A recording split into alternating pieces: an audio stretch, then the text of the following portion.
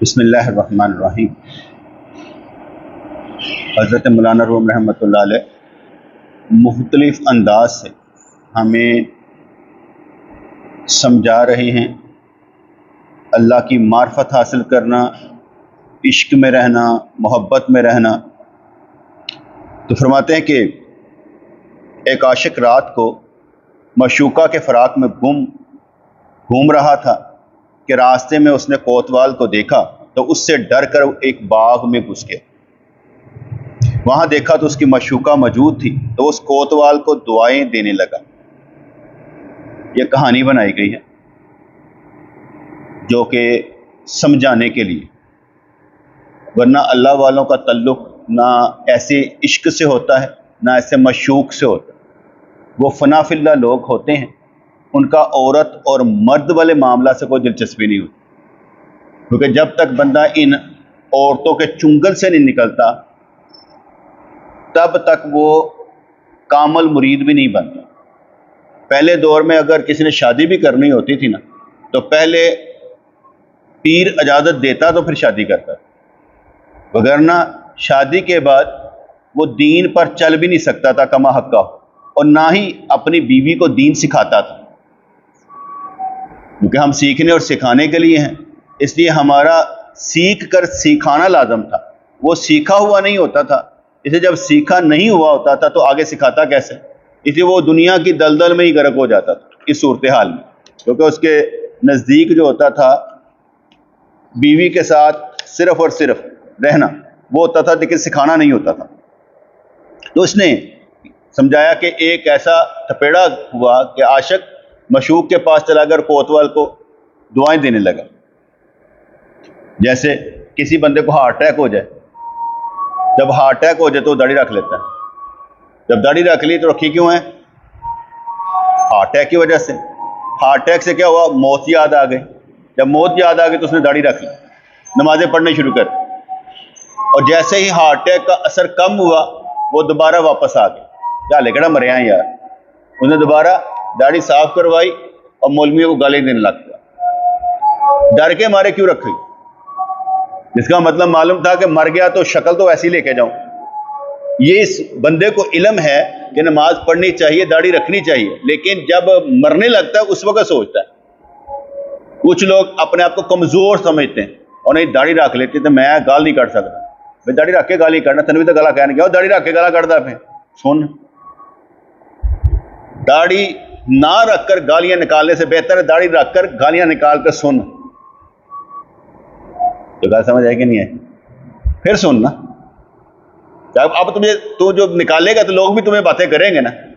यही बात जब तुम्हें की जाएगी तो शर्मिंदगी से खुद ठीक होना शुरू हो जाएगा। और अगर बंदा इस चीज को ना समझे, तजुर्बा करके देख ले, होता है ऐसे ही है। वरना जिसने भी चंद बार रखे हों लोग किसी को माफ नहीं करते, क्योंकि लोग खुद चोर होते हैं, इसे दूसरों को भी चोर बनाने में उनको मजा आता है। मैं अक्सर कहा करता हूं कि लोग मेरे गिरने के इंतजार में होते हैं कि दो कोई ना कमजोर गल हाथी चाहे ना, फिर असं शर्मिंदा करिए और तू ही तो इंज ही करदा ना। उसकी मिसाल देता हूँ।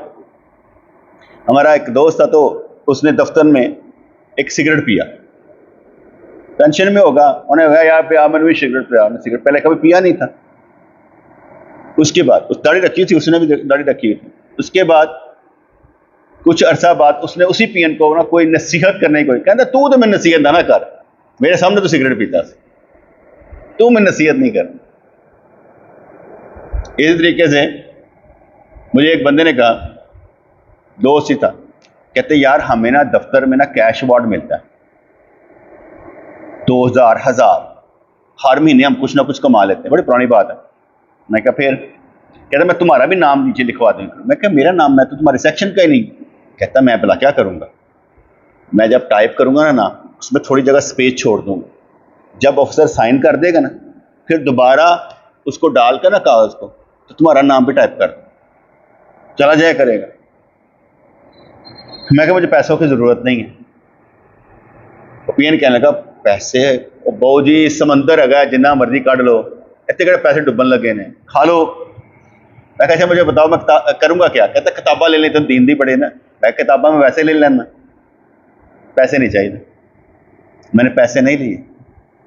अगर मैं खा लेता तो क्या होना था?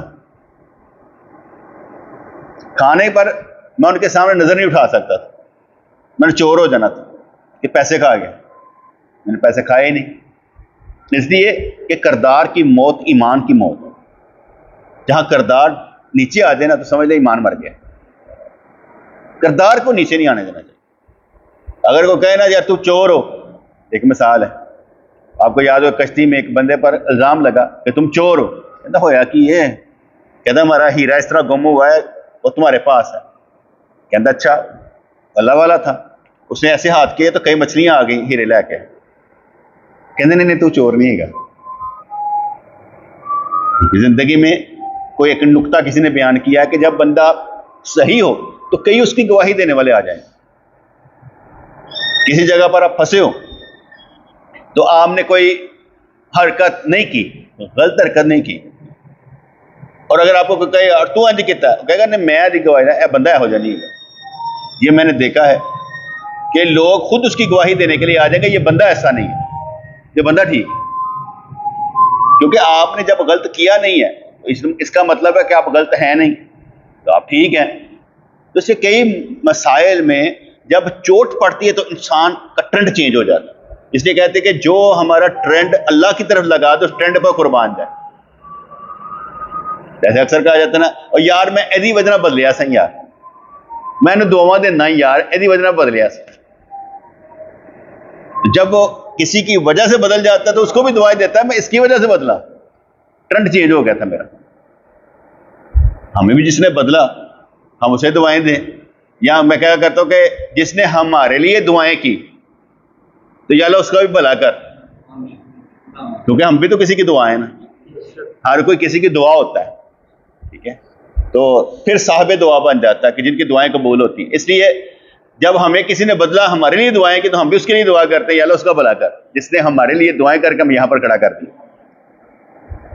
इसलिए कहा कि बाज़ औक़ात इंसान किसी चीज को नापसंद करता है और इसमें उसकी बेहतरी होती है, या हर काम में अगर बंदा समझ जाए ना तो हर काम में यह होता है कि बंदा नापसंद करता है।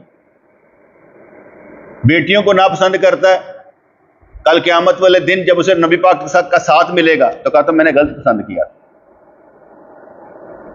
कि मैंने बेटियों को नापसंद किया, अल्लाह ने मुझे इनके सदक़े में नबी का साथ दिया। किसी चीज को नापसंद करना उसकी जाती बात है, शरई नहीं है। शरीयत के मुताबिक जो चीज भी आ जाए उसे हमने अल्लाह की तरफ से तोहफा समझना। अगर कोई बीमारी आ जाए तो तब भी हम कहेंगे वो बीमारी जो रब के करीब करते उस पर कुर्बान जाए। अगर बीमारी आने पर भी आपकी नमाज़ें कज़ा नहीं हुई, आप तड़पते हुए थकते हुए भी नमाजें पढ़ते जा रहे, कमाल है। क्योंकि असल चीज यही है कि अपनी इबादत में कमी ना आने दी जाए। इबादत में कमी आ गई तो काम खराब है, फिर वो बीमारी अफजल नहीं है। उस बीमारी ने आपको ढीला कर दिया है कि आपने नमाजें छुड़वा दी। जो मर्जी हो जाए नमाजें नहीं छोड़नी। अच्छा जी, तो कहते बाज़ औक़ात इंसान किसी चीज को नापसंद करता है और इसी में उसकी बेहतरी होती है। महबूबा का वजूद तो दरकिनार, या उसका साया तक ना देख पा रहा था, वो 8 साल से उससे मिला भी नहीं था, लेकिन उस कोतवाल की वजह से मिल गया। आप लोग मुझे किसकी वजह से मिले? आप लोग भी तो किसी वजह से मिले, वजह तो कोई होगी ना। तो मैं तबलीग कर रहा था, आप लोग मुझे मिल गए, ठीक है ना। मैं रास्ता तय कर रहा, इसका मतलब है मैं आप मेरे तबलीग की वजह से मिले। ऐसे ही है कि आप लोग मुझे तबलीग की वजह से मिले, अल्लाह ने आपको मुझसे मिला दिया, वरना हम घर बैठे होते आपकी मुलाकात हो सकती थी नहीं। ये याराने दोस्ताने तबलीग की वजह से ही हो जाते। बम्बे में कई दोस्त बने, कई जानने वाले, किस वजह से? इसलिए कि तबलीग करने जाते थे। शाह जी तबलीग की वजह से, वरना ये क्रिकेटर बहुत अच्छे थे, खूबसूरत हो बना बनू की कीड़ा काड़ी करके पहनने वाले बहुत अच्छे थे, लेकिन तबलीग की वजह से ये मिले। जाहिद फयाज डबल CCI तबलीग की वजह से वो मिले थे। अक्लमंद लोग भी मिले, शातिर लोग भी मिले, तबलीग की वजह से मिले। और मजेदार की बात यह है कि जितना मर्जी शातिर था, लेकिन जब दीन की बात आई तो दीन के आगे हार गया, क्योंकि वो वहां पर नहीं चले। उन्होंने कहा नहीं, कहता ठीक है, कहता गलत नहीं है। वो इश्क और मोहब्बत होती है ना अपनी अपनी जगह पर। मुझे याद पड़ता है कि जाहिद फयाज ने नात पढ़ी बम्मे में, सुनते हैं कि महशर में सिर्फ उनकी रसाई है, अगर उनकी रसाई है तो जब तो बन आई है, तैबा ना सही अफजल मक्का ही बड़ा जाहिद, हम इश्क के बंदे हैं क्यों बात बढ़ाई। वो अच्छा मुझ पर असर ही हो गया, मैं पढ़ता जाऊं रोता जाऊं, पढ़ता जाऊं रोता जाऊं। उसमें नया नया ये मोबाइल आया था और 13 रुपये का फी मिनट पड़ती थी कार। मैंने 500 का लोड करवाया, लोड करवाने के बाद से फ़ोन किया तो वो बाइक पे जा रहा था। उस वक्त 2006 से पहले की बात हो, क्योंकि 2006 में वो क्या कहते हैं दुबई चला गया था, उससे पहले की बात। तो नया नया आया था, मैंने उसे फ़ोन किया, मैं क्या वो रात वाली जो नात है ना दोबारा सुनाना। वो कहने लगा सही मैं ना दफ्तर पहुंच गया हूं तो मैं आपको कॉल करता हूँ, यहाँ पैसे ज़्यादा पड़ेंगे। मैं पैसे छाड़ ना सुना, नहीं सही, अच्छा नाल ही कट दिता उन्हें पता है पैसे ज़्यादा लगे ने। उन्हें जाकर फिर PTCL तो घट पैंदे सन पैसे, तो उसने PTCL से मुझे फ़ोन किया, उसने सारी नात पर जब नात उसने सुनाई ना, मैं उसे वैसे मुझे नहीं मालूम था कि उस वक्त ना ये आला हज़रत का कलाम है। वो उसने आशनाई करवाई थी कि आला हज़रत का कलाम। फिर मैंने काफ़ी याद किया था तो मैंने उसको ना लिखना शुरू कर दिया, लिखता गया। अच्छा साथ साथ मैं आंसू बहाए जाऊँ, ऑफिस में बैठा हुआ था तो सारे मेरा चेहरा देखें, कोई कुछ नहीं कहता था क्योंकि मैं अपनी मर्जी का आदमी था। उन्हें पता रोंदा पे है अपने मस्त है, किसी ने कुछ नहीं कहा। अच्छा जब मैं वो कर लिया ना, लिख लिया, तो मैं कहा ठीक है, कहते सही अपना ख्याल रखिएगा। वो गल तो मैंने खा ही गई ना। मैं कहा मैंने अज तक किसी ने कहा ही नहीं अपना ख्याल रखना, सानू ही कहना पैंदा अपना ख्याल रखना। ये पहले ही बंदा निकले जो मैंने क्या सही अपना ख्याल रखना। मैं दोस्तों को जब बात सुनाई ना, मैं कहा यार इस तरह आज मुझे किसी ने कहा कि अपना ख्याल रखना, उसके बाद सारे ने मैंने कहना शुरू कर सही अपना ख्याल रखना। अपना ख्याल ही बंदा रखता, उसका ख्याल किसी ने रखना होता है। बंदा क्या किसी अपना ख्याल रखे, वो नहीं रख सकता, उसका ख्याल किसी और ने रखना होता है। जो उसे चलाता है, खिलाता है, पिलाता है, रुलाता है, हंसाता है, वही ज़ात है जो सब कुछ उसके साथ करती है। बंदा खुद कुछ नहीं, या बंदा खुद कुछ हो। तो कहते कि 8 साल से मिला नहीं था। इश्क का यही मामला होता है कि पहले वो फसाता है फिर तड़पाता है। इश्क पहले फसाता है तो बंदा कहता यार नमाज पढ़नी थी, रोज़ा रखना था, फस गए यार, चंगे भले होंगे सन, आराम नाल गाने सुनते सन, फिल्मां देखते सन, ड्रामे देखते सन, वो छड्ड के हुण ये करना पैंदा पे यार। इश्क पहले फसाता है फिर तड़पाता है। और जिसका इश्क सादक हो वो कोई फरियाद फरियूद नहीं करता, वो रोता रोता कुरलाता कोई नहीं है, वो मजे लेता है, इंजॉय करता है, उसको तड़पना भी मजा देता है। मैं ये समझता हूं अगर मोहब्बत सच्ची हो रसूलुल्लाह के साथ, जिधर मर्जी रहे तुझे मदीने की खुशबू रहेगी, तुझे मदीने की खुशबू आएगी। जो वहां की कैफियत ना, तुझे इधर भी ऐसे ही मस्त रहेगा, क्योंकि तेरी जो कैफियत है ना वो मोहब्बत की वजह से। इसलिए मोहब्बत में बंदा ना उधर ना इधर, ना उधर से दूर ना इधर से नजदीक, वो मस्त हाल रहता है इसी मामले में। तो कहना कि इश्क का यही मामला होता है, पहले वो फंसाता है और फिर तड़पाता है। अलबत्ता जो इंसान को चस्के लगे होते हैं गलत कामों की, उसकी वजह से वो सारे गलत काम भी छूट जाते हैं, गलत काम भी उसे दगा दे जाते हैं, अच्छे काम उसके साथ वफा करते हैं। क्योंकि शैतान वहीं से भागता है जहां अल्लाह का नाम आ जाए। हमारे फिर मुशर्रफ फरमाया कहते हैं जिक्र किया करो, अल्लाह का जिक्र किया करो, जहां शेर आ जाए ना सारे गिद्दड़ भाग जाते हैं। इसलिए अल्लाह का जिक्र करने से शेर आ जाए तो गिद्दड़ भाग गए, क्यों उस जंगल में शेर ही शेर होता है, गिद्दड़ नहीं रह सकता। क्यों भी हारिस अच्छा सोना नहीं है, तो ठीक लगता है, वरना कल तो तुझे सोने का प्रोग्राम था। वो सो भी ऐसे ही जाता है माशाल्लाह। तुझे ना शादी का साया पड़ गया था, उनको भी ऐसे नींद आ जाए, ताती खड़े हो गए ना, क्या तो पहले साईं कुछ क्या अकेले खड़ा हो ना। अच्छा जी, इश्क का यही मामला होता है कि पहले वो फंसाता फिर तड़पाता है। और इश्क उम्मीद और खौफ के दरमियान परवाज करवाता है। कभी जुदाई ना हो जाए, कभी मिलन की उम्मीद, कभी जुदाई ना हो जाए, कभी नेक अमल छूट ना जाए। इश्क, ईमान, ये खौफ और क्या कहते हैं, खौफ और उम्मीद के दरमियान होता है। अल ईमान बैनुल खौफ व रजा, ईमान खौफ और उम्मीद के दरमियान रहता है हमेशा। आपको उम्मीद भी नहीं होने देगा और आपके अंदर डर भी नहीं रहने देगा, दरमियानी राह पर चलाएगा। फर्ज करें आप चल रहे हैं और आपको डर पैदा हो जाए, यार कहीं ये इबादत छूट ना जाए, तो साथ एक ख्याल आएगा, नहीं छूटती, फिक्र ना कर, वो आपको चलाएगा। इतना डर नहीं देगा आपको कि मारी डाले। इसलिए एक और बात उलमा कराम फरमाते हैं, औलिया कराम फरमाते हैं कि जो बंदा ज्यादा उम्मीद में होना उसे डर की बातें सुनानी चाहिए, और जो ज्यादा डरा हुआ उसे उम्मीद की बातें सुनानी चाहिए। क्योंकि डरे को और डराओगे ना, उसे बेचारा मर जाएगा। इसे डरे हुए को उम्मीद की बात, जैसे बीमार के पास चले जाएं, आप बीमार है, 100% उम्मीद है ये मर जाएगा, लेकिन आपने उसके सामने बैठ के कहना क्या, तेन इंशाल्लाह अल्लाह शफा दे देगा, फिक्र ना कर, अल्लाह तेन शफा देगा और तू ठीक हो जाएगा। जैसे हजूर ने शायद फरमाया ना, अगर तुम्हें कोई ख्वाब सुनाए, हदीस पाक का मफहूम है, अगर तुम्हें कोई ख्वाब सुनाए और तुम्हें ख्वाब की तबीर मालूम हो कि ख्वाब ही गलत है, तो तादे तुम ख्वाब की तबीर नहीं दसनी, ये ख्वाब का मतलब ये बनता है। उन्होंने कहा अल्लाह भला करेगा, इंशाअल्लाह ताला अल्लाह भला करेगा, क्योंकि करना तो नहीं है ना, वो चाहे तो बदल दे। अगर वो चाहे तो मौत का टाइम जरा थोड़ा लंबा कर दे, जैसे होता तो लोग समझते नहीं होता, मैं समझता हो जाता है। होने का मैं क्यों कहता हूं कि नबी करीम अलैहि सल्लल्लाहु अलैहि वसल्लम ने इरशाद फरमाया कि जो अपने रिश्तेदारों से अच्छा सलूक करता है उसके रिज़्क में और उसकी उम्र में बरकत हो जाती है। अब बरकत का मतलब क्या हुआ कि मौत थोड़ी टाल दी है रब ने, लंबी जिंदगी लंबी होगी तो मौत टलेगी ना।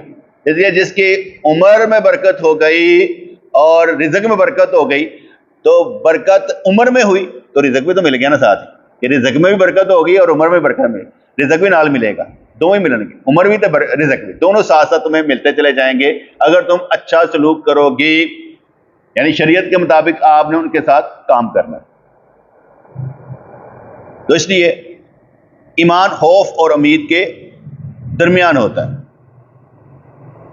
जब वो आशिक कोतवाल के डर से भागकर बाग में घुसा तो उसे महबूब का दीदार रोक दे। वो देखता कि उसकी महबूबा हाथ में चिराग लिए नहर में अपनी अंगूठी तलाश कर रही। वो अल्लाह के साथ कोतवाल को भी दुआएं देने लगा। कुछ कहानियां होती हैं जो हमारे बच्चों को समझ नहीं आती, तो मैं जरा थोड़ा तरीके से समझाना पड़ता है, क्योंकि ये इनके समझने वाली नहीं है। इनको अल्लाह ताला हर उस मजाजी इश्क से बचाए जिससे इंसान गुमराह हो जाता है, वक़्त ज़ाया हो जाता है, जिससे वो नहीं होना चाहिए। जैसे बाज़ किस्से इन बच्चों के सुनाने वाले नहीं होते, इनको सुनाने वाले वही होते हैं कि जो इनको दीन में तेज़ करें और दुनिया में भी तेज़ करें। इनकी अकल मजबूत होनी चाहिए। पर मैंने आगे बताया कि जब पढ़ने वाला बच्चा ना, उसका नागा नहीं होना चाहिए। गर्मियाँ की छुट्टियाँ हो गई भाई, अब तो गर्मियों की छुट्टियाँ हो गई, और गर्मियाँ सर्दियाँ साढ़े वास्ते बराबर नहीं, पढ़ना है, मैंने अपना वक़्त ज़ाया नहीं करना। मैं अपनी मिसाल देता हूँ, मेरी बहन तीसरी में थी तो मैं दूसरी में था, लेकिन मैं दूसरी जमात में से तीसरी जमात की सारी किताबें पढ़ चुका होता था। जब मैं तीसरी में जाता तो मुझे सारी आती होती थी, तो मैं चौथी की पढ़ लेता था। तो बात समझ में आ रही कि नहीं आ रही? क्योंकि एक स्टेप आगे, जब मैंने बीए के पेपर देने थे तो मैंने एमए की किताबों से लिखता था। नोट्स जो मुझे मिलते थे वो एमए की किताबों के मिलते थे, क्योंकि उसके जो रेफरेंस देने पड़ते थे उससे नंबर बड़े ज़्यादा आते थे। इसलिए एक दर्जा हमेशा ऊंचा। अब हम पीर भी हैं तो आलम भी हैं, ठीक है, दोनों चीज़ें हैं, पीर भी और आलम भी। इल्म भी बात भी हम बता सकते हैं और पीर वाली बात भी बता सकते हैं, ठीक है। दोनों में अगर जो हम बता रहे हैं वो दूसरे कम बताएंगे, क्योंकि जो हम बता रहे हैं वो नहीं बता सकते, उन्हें दुनिया मर जाएगी। अगर असी नहीं दसांगा दीन मर जाएगा, इसलिए हमें बताना पड़ता है। और सच्ची बात बताने में कोई डर नहीं होता। अभी मैं उसे पूछ रहा था, मैं क्या, मैंने तुम्हें हज पर कहा था ना कि मुझे ये नहीं समझ आती कि तुम मेरे क्लाइंट समझना कि मैं ना प्यार करना। कहते हाँ सही, मुझे पता है, सबके सामने आपने पूछा था। ठीक है, कहते लेकिन नहीं सही आप ठीक है। मैं कहा चलो। कहते मुझे ये तकलीफ में अंदाजा हुआ कि मैं अकेला नहीं हूँ, मेरे साथ आप लोग हैं। मैं कहा चलो भी मान लो, इंसान को ये एहसास होता है हम अकेले नहीं। मैं तो आज तक अपने आप को अकेला नहीं समझा, और कभी मुझे मोहब्बतों की कमी नहीं रही कि यार को मोहब्बत करने वाला नहीं है। लोग कहते हैं ना हमें प्यार करने वाला मिलता नहीं है, मैं कहता हमें सारे प्यार करने वाले मिलते हैं, मोहब्बत की कमी कोई नहीं रहती। ये अल्लाह का शुक्र। बिस्मिल्लाह रहमान रब्बना तक़ब्बल मिन्ना इन्नका अंतस समीउल अलीम व तुब अलैना इन्नका अंतत तव्वाबुर रहीम। या अल्लाह या रहमान सब्बितना अल ईमान आमीन बरहमतिका या रहमान।